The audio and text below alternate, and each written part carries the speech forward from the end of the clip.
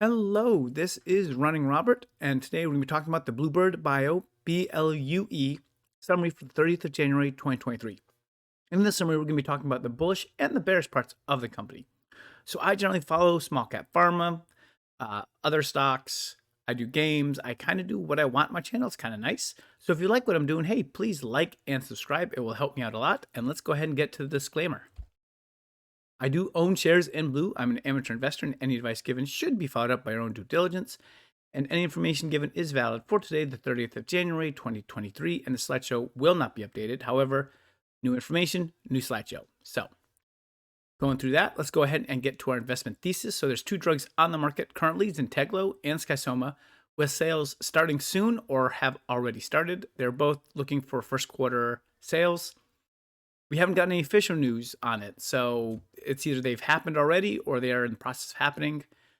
Post-dilution, they should have enough cash to get through all of 2023. And we're going to do the math of that in the next slide. They're looking for a Q1 2023 submission for Lovo-cel for sickle cell anemia. We're going to talk about that.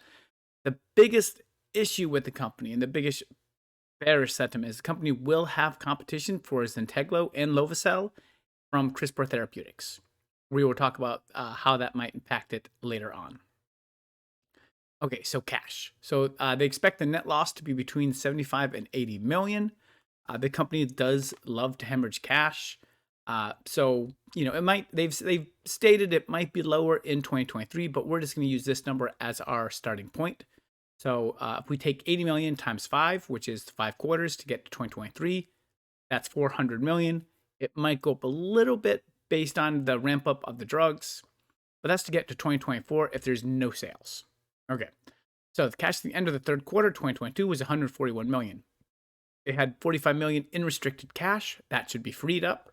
They got one sale of a voucher for 102 million, and then the dilution for 120 million. If you do not have a calculator on you, that gives us a grand total of 407 million plus one additional voucher, which should be worth about 100 million. The last voucher sold for 102, so I'm pretty safe saying about 100 million for it. That should be enough cash to get them into 2024. That's pretty simple math. Can't go wrong with it. Okay, so my thoughts on Zynteglo. So the first drug, so it's a $2.8 million drug price with around 850 patients that are eligible, they believe. Expected first quarter commercial revenue, which is, of course, slightly behind what should have been a Q4 2022 launch. They anticipate about 40 patients are in the process right now. If they get all 40, let's just go with that assumption, 40 times 2.8, 112 million. If they're looking at a cash burn of between 75 and 80, and they make 112 off this, you're in great shape. So the big thing is the approval of CRISPR Therapeutics for it. This drug is a direct competition, and that could really cut into sales. CRISPR has started their rolling submission and expects to have a final submission this quarter. They have not put a date in which they would have approval yet, or at least I could not find it. If you do find it, hey, put it in the comments below. So I'm expecting sales probably won't start on that until maybe late in the year or early next year. So they do have a year of Zynteglo, and if they can pretty much keep 40 to 50 patients per quarter, then you're not really burning any money this year, and that's pretty good. So XOMA, so it's a very small patient population, about 40 per year. However, less would be treated since patients can be treated with a matched sibling donor. So if they are only child, no donor. Otherwise, they do have a person. They do anticipate 5 to 10 patients to start at 2023. Again, we love math here, so 5 times 2.8 is 14 million. If they could keep 5 to 10 patients per year, and that's 14 to 28, I mean, that's extra cash. It helps. Not going to be huge, but of course, that's what we're looking at. It's just, hey, cash is good. We like it. And there's not really going to be any competition for this, so this will stay up for as long as possible. And most likely, we won't have any competition for it just because of the very, very small population size. So Lovo-cel. So this is the big one. This is for sickle cell anemia. It does have a large patient population, about 10 to 20,000. The trial data looked great.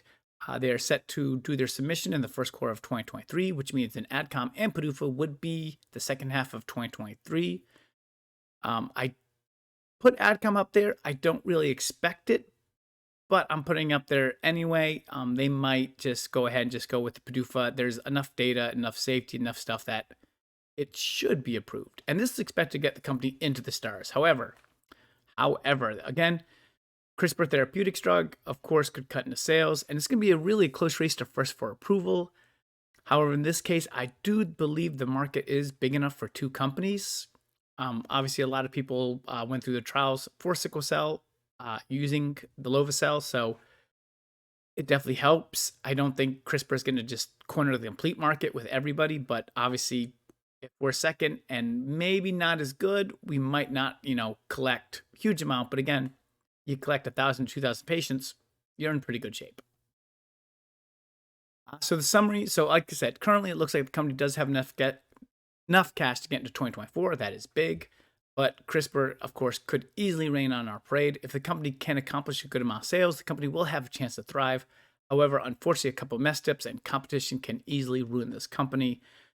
We are going to be, of course, waiting and watching for when the competition gets approved and how they handle it. That's going to be a big thing. Any misstep by them really could skyrocket Bluebird up. But we can only worry about Bluebird right now. And if they can get some sales, they're in good shape. So thank you very much for listening and watching. And I hope you have a wonderful day.